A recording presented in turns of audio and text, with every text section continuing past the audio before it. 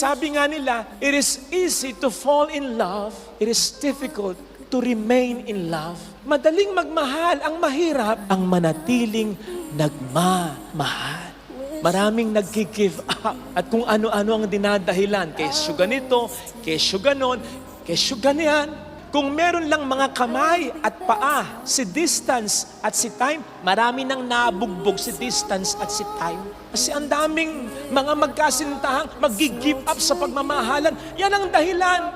It's the time. It's the distance.